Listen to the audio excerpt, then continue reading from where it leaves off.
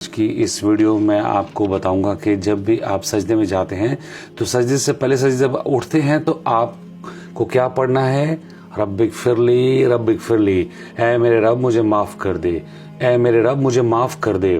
اکثر ہمارے بہن بھائی کیا کرتے ہیں کہ سجدے سے جب اٹھتے ہیں تو فوراً دوسرے سجدے کے لیے چلے جاتے ہیں۔ بھیا دونوں سجدوں کے درمیان میں بیٹھ کر آپ کو لازمی دعائیں پڑھنی ہیں، جلدی مت کیا کریں، جلدی کس بات کی ہے۔ اس کے علاوہ آپ دوسری دعا بھی پڑھ سکتے ہیں، اللہم اغفر لی وارحمنی واہدنی واجبرنی وعافنی وارزقنی وارفعنی۔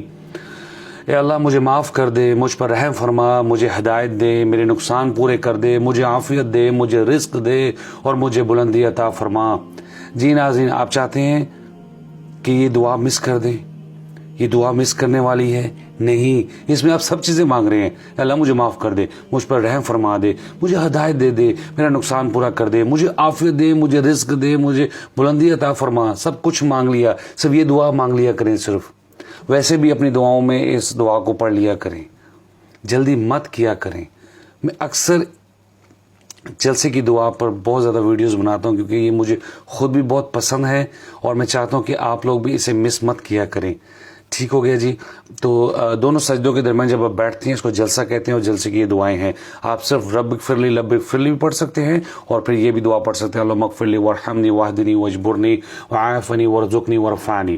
اس کے بعد دوسرے سجدے میں آپ جاتے ہیں تو لاسٹ ویڈیو میں نے آپ کو بتایا تھا کہ آپ سجدے میں سبحان ربی الاعلیٰ پڑھتے ہیں، اس کے علاوہ آپ اور بھی دعائیں ہیں وہ بھی آپ پڑھ سکتے ہیں۔ اس کے بعد جب تشہد میں آپ بیٹھتے ہیں تو آپ اتحیات پڑھتے ہیں، اس میں کیا پڑھتے ہیں آپ کو پتہ ہونا چاہیے۔ میری تمام قولی فعلی اور مالی باتیں اللہ ہی کے لیے ہیں، اے نبی صلی اللہ علیہ وسلم آپ پر سلام ہو اور اللہ کی رحمت اور اس کی برکات ہوں، ہم پر اور اللہ کے دیگر نیک بندوں پر بھی سلام ہو۔